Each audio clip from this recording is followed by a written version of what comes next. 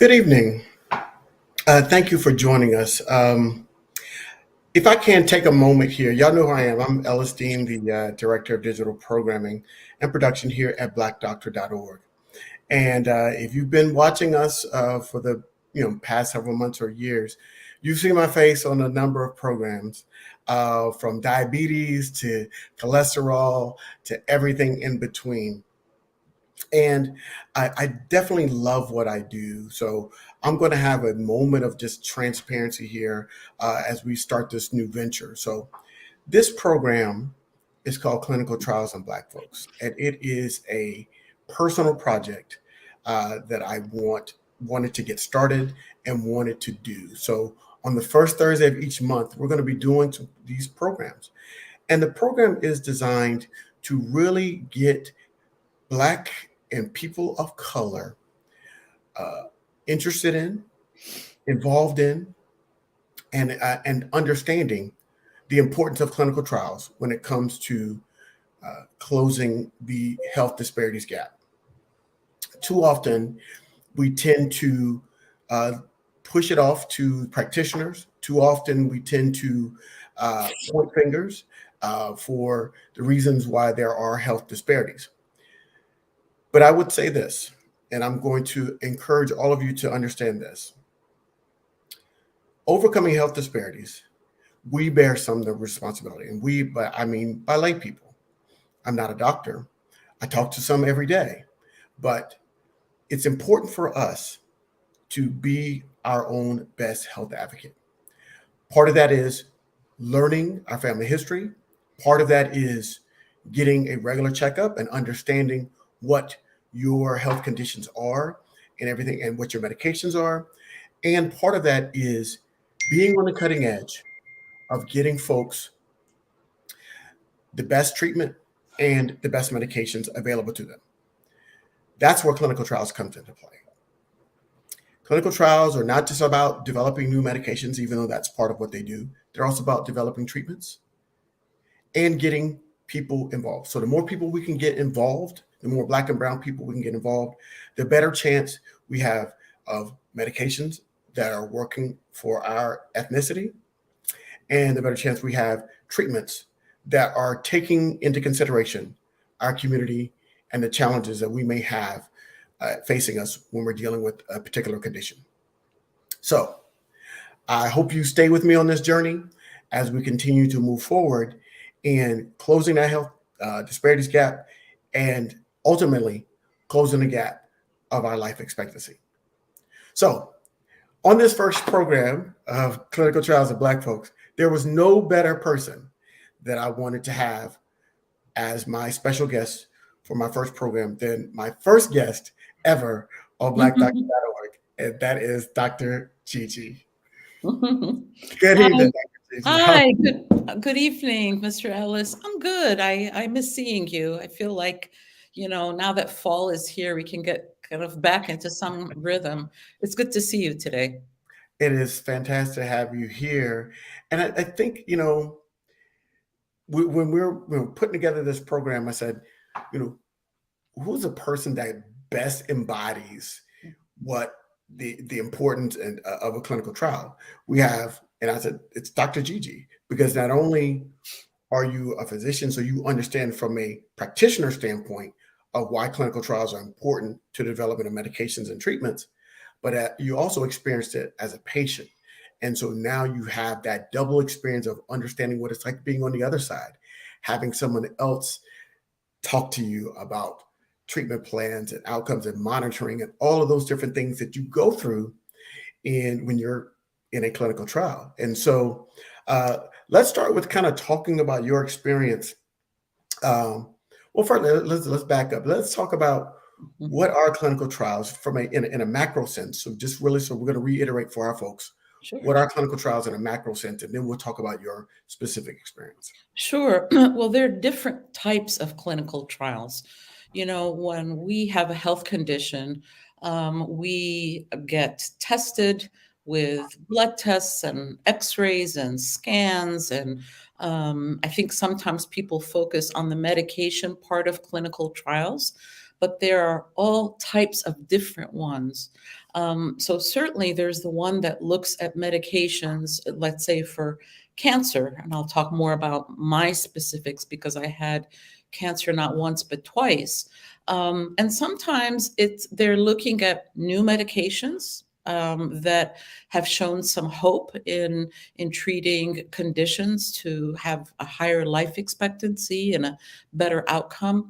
But sometimes it's looking at medications that have already been approved and have been in use, but in combination. Or sometimes it is like I have one of my patients who's got lupus, and the clinical trial she's in is to see whether exercise helps reduce her symptoms. And Mm. guess what? It does. So there are behavioral ones, nutritional ones, medication ones, diagnostic ones.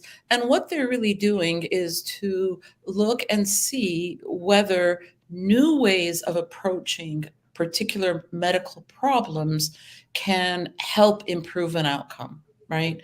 Because one thing that's true, I don't know if you realize this, but in medicine, there may be a trial that shows a definite improvement with a medication, but Mhm. sometimes it can take up to 10 years for physicians to adopt that.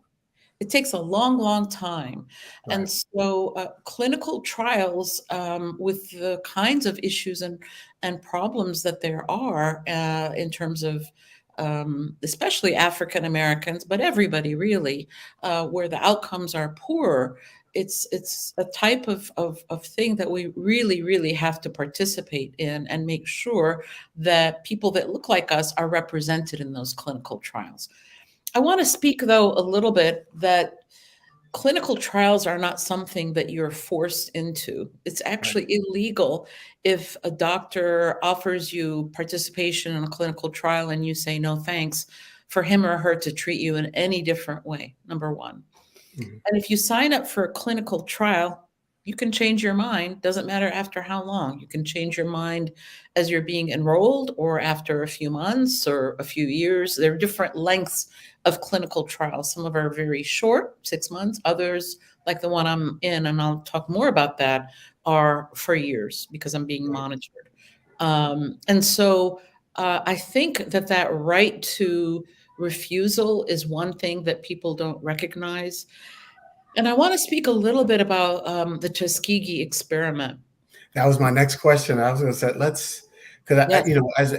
as a end user, because I first, learned about the Tuskegee experiment when I went to college, right? So I went to a HBCU. For those of you that don't know, that's historically Black college and university. And so, one of the things when, coming from an environment where my high school was predominantly white, I didn't learn a lot about Black history, right? And that was kind of the way it was in the 80s.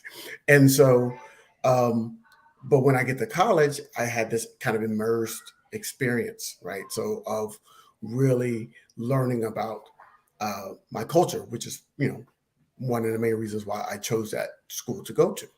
So when we're talking about healthcare, and we're talking about Black people in general, it wasn't even from a healthcare perspective. It was just from a the Black experience perspective. Tuskegee is one of the first things I learned about, and learning about the experiment, and really that moment of understanding creates a separation just mentally from trusting healthcare. And to that point, I hadn't had any really bad experiences with healthcare to create, distrust. But just learning about that, that's where that gap starts happening. And so, uh, Mhm. so my question is like, how do we get people like me or others over that Tuskegee hump to where we could really start leaning back into and taking advantage of what healthcare has to offer us? Sure. Well, a couple of things. Let's talk about the Tuskegee experiment because there's a lot of misinformation about Right. what it is. And I also want to say that we at the Black Coalition Against COVID partnered with the descendants of the Tuskegee Institute to Yes. clarify some of those myths. So, what is the Tuskegee experiment? Well, it was in Tuskegee, Alabama. And there were a cohort, a group of African American men that were known to have syphilis. Syphilis is an infectious disease that you can contract through sexual transmission, but also if a mother has syphilis, she can transmit it to her child. Okay, so there are two ways that you can get syphilis. One, either from having sex, and it doesn't matter sex with men, women with men, whatever sex, and then through the mother transferring it to the baby through the blood when she's carrying the baby. And so in this particular group of people, they were observed. Now, syphilis is a pretty horrible disease. It can impact your entire body. Initially, you can have a rash, but then it goes into more of a dormant phase. It can affect your brain. It can cause blindness. It can actually, I have a family member, an extended family member who had syphilis, and she contracted it from her husband. And she had a lot of health problems and really suffered quite a bit. The awful thing about the Tuskegee experiment is people were not injected with syphilis. Let me just be very clear. People had syphilis and they were being monitored. But what was disgusting is that when there was a treatment, which is penicillin, and we knew that that was a treatment that was going to work to cure syphilis, the treatment was withheld from this group of men. Nothing was injected. They were not offered a treatment that was known to be effective. And so it wasn't until I believe the early 70s where a journalist actually exposed this and said, how come these men are not being treated? So that's what the Tuskegee experiment is. But we really have to put it in the larger context of how Black bodies, Black people are perceived and not valued, right? I mean, we see ongoing examples of that, not just with Black people, but the Latinos that keep getting shipped, from Florida, et cetera. But really, one of the earliest examples of the use of experimentation is an exact word, was with the Native Americans. Yes. They were given blankets that were infected with smallpox by the European settlers. And guess what? They had no immunity. They were wiped out. Right. There are lots of past examples and examples of experimentation now because of the Tuskegee experiment, because of the work that activists and scientists and members of the families of the Tuskegee experiment have done, have required any sorts of trials that are done to have these safeguards where you have to have informed consent. You have to be able to understand what you're signing. You can't just say, well, here, just sign this like we go when we buy a car or something. You really have to understand it, understand what's going on. And you can say, no, I changed my mind at any point. There are also what are called institutional review boards. Mm-hmm. So let's say that I want to study a particular medication. It's not like, oh, I can just set up a clinical trial. No. Where I work at the institution, whatever institution I work at GW in this particular case, there is an institutional review board that are comprised of physicians, nurses, clergy, patients, scientists. And so they will look at this and say, well, is this a clinical trial that is valid? What are the potential harms to the patients? What if a woman is pregnant and gets enrolled there? And I've been on these boards. I was on one for 10 years. Believe me, it's very robust discussions. And there are monitoring from federal agencies. There are reports that have to be made. So is it perfect? Of course not. There's no such thing as it's perfect. But I will tell you, just like anything, if it's being evaluated, if it's being overseen, then the potential for abuses are much, much less. And it's really because of those men that did not know that they were sacrificing their health and well-being, that were, sort of against their own will, having the medication, the penicillin, withheld from them, that they did that. And during COVID, we actually had a campaign with the descendants of the Tuskegee experiment, and they were talking about the importance of COVID vaccinations. And I would really suggest maybe I put Mr. the Elton, link. I you put can the put. link in the comments. So if you Great, want to, great, so it's a great, YouTube list, and it's right. It's I put the link to the all of them together, but you right. can watch them individually, and the And descendants. And Um, I had the opportunity and privilege to see them when they came and did an event at Howard University. And these are just remarkable human beings who feel very passionately about making sure that the African American community is educated about what the meaning of clinical trials are and the Tuskegee experiment and so forth. I think one thing it is when we're talking about the Tuskegee experiment is, let's give it some context, right? It Mhm, began in 1932. That's when mhm. the syphilis study began. So 1932, that's 90 years ago that study began.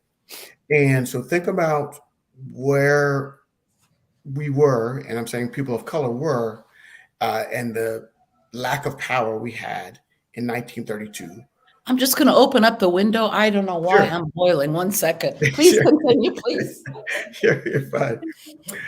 So the lack of power that Black people had in 1932. Fast forward to the whistleblower, the reporter, there was an insider, there was a whistleblower, and he leaked what was going on to a reporter, and that's how it got out. That was in 1972, so that's 50 years ago, right? Mhm. So, and since that time, there has been a significant amount of safeguards and changes that have been implemented into clinical trials, how they have to be designed, from the design all the way to the execution, to informed consent, to ability to, just all of these things have cascaded as a result of that coming to light. So when we see those changes, when we say, oh, this is terrible, this is terrible, this is terrible, we demand change, and change happens. We cannot still use what happened as a defense as to why we're not leaning in, right? And so the reality is this: we've got 13% of the population, roughly, of Black people in the country, but we're only getting involved in clinical trials at about 3 to 5%, which is significantly lower than our percentage of the population, and that has an impact on our health outcomes. And if I could just add, because this is a very complicated issue, that's why it's so important that you have scientists, physicians, Mhm. lay people, clinicians that actually sit on these boards and represent. That's what diversity is about, real diversity, not just ticking the box. Right, And we know that the distrust of people of the medical system, there are many, many reasons for it to continue. I mean, so it's understandable why people have these ideas, but what we have to be careful is to not throw out the baby with the bathwater. right, And because at some point there are benefits that we can reap, and I hope to be able to talk about that by participation. That doesn't mean that we're not going to be vigilant, that we're not going to call out practices that are, not ethical. But at this point, what's happening is because of the distrust, that's actually prevented people from getting really great quality care that right, could impact their quality of life, their life expectancy, their well-being. That's not to say that the entire medical system, I'm going to let it off the hook. Absolutely not. I mean, I right, refer to the medical system as the medical apartheid system right, because of the huge disparities. So I just want to be clear about that, because this has to be a nuanced discussion, and we have to stay vigilant. And you didn't know about Tuskegee until you were in college, but I know about it when I was in middle school, Mm, because I was in school in the 70s, and back then we yeah. had a lot of a lot of education. It was just a different time. Yeah. And So of course, let's shift with the time that we have left to your situation. You mentioned earlier in the sure. program that you battled cancer twice, um, and I think was it one or both times that you participated in a clinical trial? No, just once. So, gosh, it's getting close to 20 years ago that I had breast cancer, and I found two large masses. And at the time I was 45, so I'm 63 now. And when you have breast cancer when you're younger, it tends to be more aggressive. Mm, And I was ERPR positive, but I also had HER2. And so I had to get the chemo and I had to get surgery, but there had just been a medication that had just been approved called Herceptin, was mm, just FDA approved. So I was the beneficiary of women who had participated in trials because mhm. really that's the medication that saved my life. So I Wow. didn't participate in the clinical trial, but I benefited from that. It's a type of medication that blocks the protein that makes the cancer grow, one of the proteins. And then, of course, during COVID, can't make this up, July of 2020, I was diagnosed with kidney cancer, a very rare form of kidney cancer, of course, because as a doctor, you got to get something unusual. You can't just be with like everybody else. You got to do something more difficult. And I was very lucky, actually, that the uro-oncologist, so an oncologist that specializes in kidney diseases, knew first how to treat me.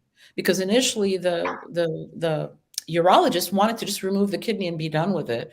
And the uro-oncologist said, no, that's actually no longer the standard of care. You get the chemo first to shrink the tumor, and then you remove the kidney. I'm like, okay. And then afterwards, my doctor, Dr. Lynn, said, "Look, there's a clinical trial at the NIH, the foremost international authority who studies this particular kind of tumor has a clinical trial." Because right now, we're not sure after you've gotten treated if you should get this particular medicine, one of those monoclonal antibodies, to prevent the tumor from coming back. My Mhm. particular tumor, when I first started, it was a 30% chance that it would come back. Now, with every 3 months that I'm followed, I think right now I'm in a 10% chance. So I did not actually get randomized into an active treatment. I was going to do whatever arm I got randomized in. I got Right. randomized into just observation to see, people, is the medication going to reduce recurrence or does it not make a difference? And I will tell you this, if it looked like it was reducing recurrence, they would break the trial because it's unethical to know that something is beneficial and to withhold it. So Right. far, it doesn't seem like there's any kind of difference. So for me, being enrolled in that trial, I can't tell you what comfort it brings me. Okay. First of all, I'm being monitored by people who are the foremost authorities in the world with my particular kind of cancer, number one. Number two, I go every 3 months to get my scans and my blood tests. And the blood tests that they are collecting are not just the routine, they actually collect the blood tests and they store them.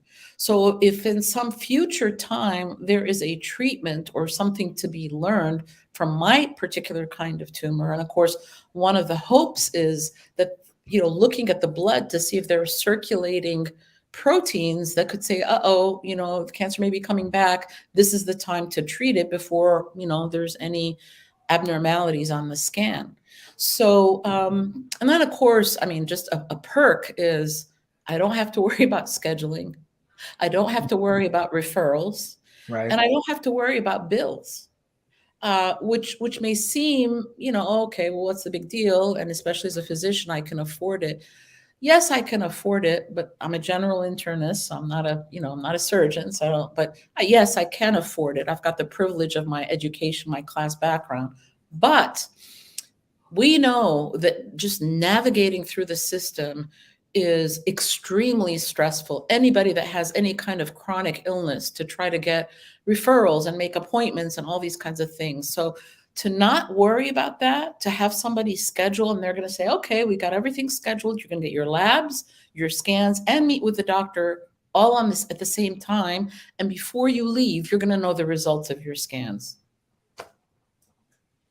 I think it's important for people to recognize that. So let's kind of go through that again. What are those other benefits? Because you touched on them briefly, but you talked about the peace of mind that came from understanding that you're going to get either the benefit of a potential kind of life-changing or life-saving treatment.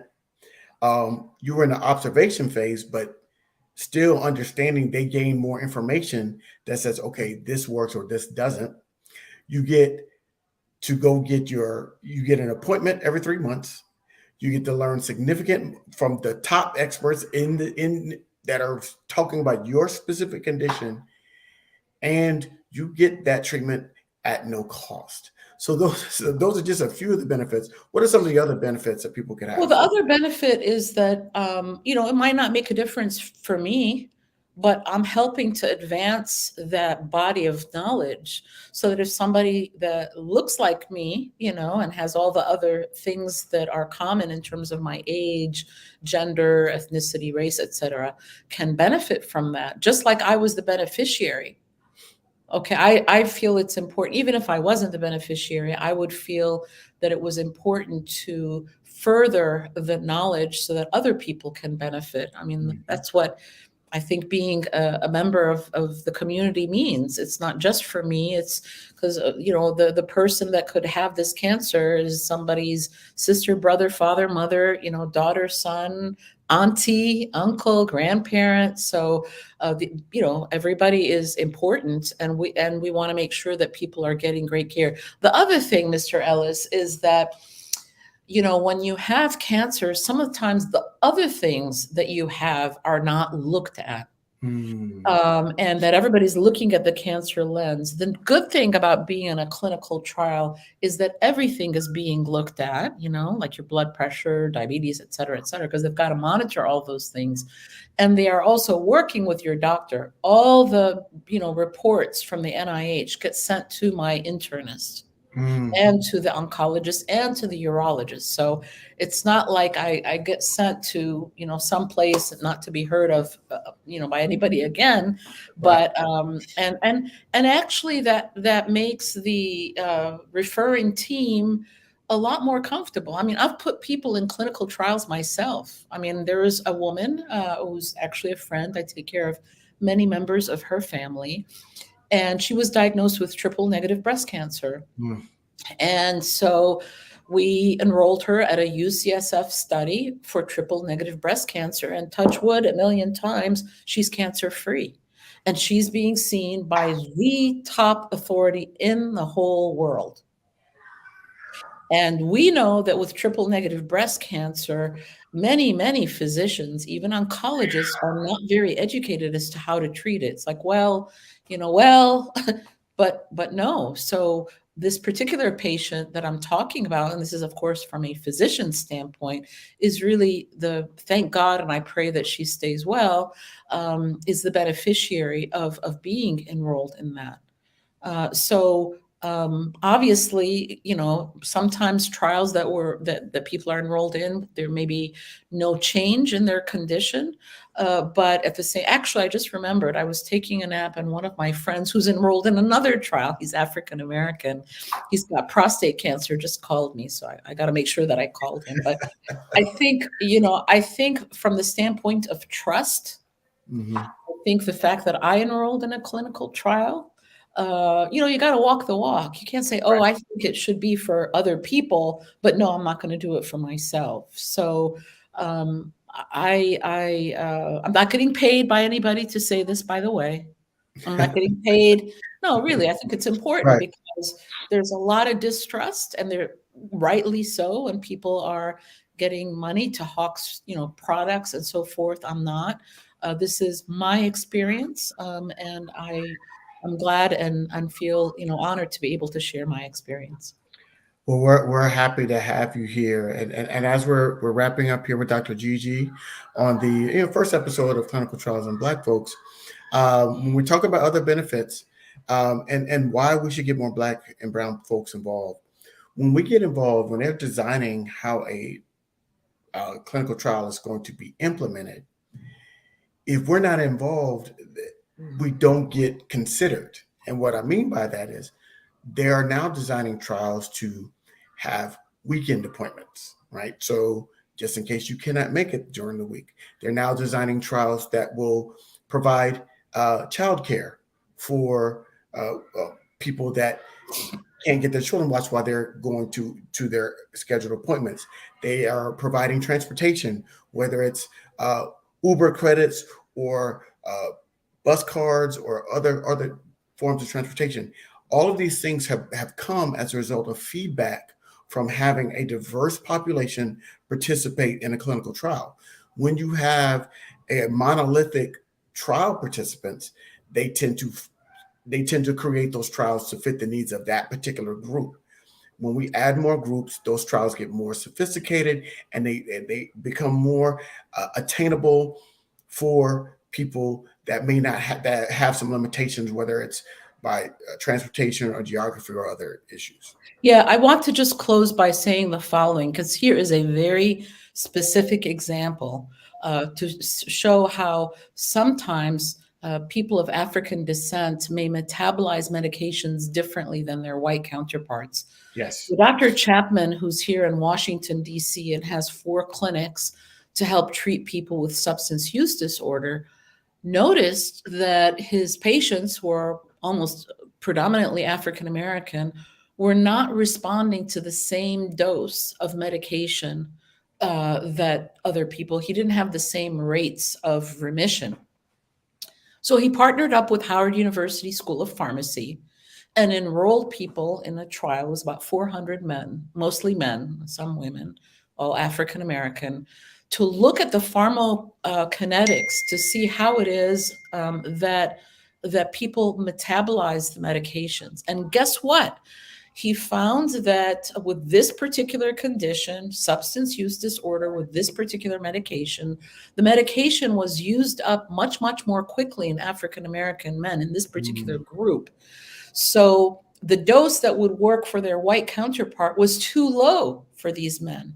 So Right. they looked like they were relapsing. And it's like, here you go, they relapsed. No, they just were never getting the right dose of the medication. Right. So that to me is a really important example. Of course, now the other piece is, how are we going to get insurance companies to pay for the higher dose, right? Because you Right. can't, that's why we need many, many, many different people, not just the researchers. We need the people, Yes. the policy people, all of it, the community activists, the individuals, to really rally and say, look, this is different. This is an issue that impacts like every other community, but especially the African American community. And we have some data. So if Dr. Chapman didn't do that, then it would be like, well, people are just relapsing. Right. There would be, and there wouldn't be any case to be made to changing those dosage amounts, right? And then that impacts an entire group of people that could be benefiting from that medication. And so that's the beautiful thing about clinical trials. I'm sure and we're going to have more stories like this. We're going to have different people from all over. Next month, we're going to have Dr. Tanya Small. She's a vice president at Glasgow's GSK.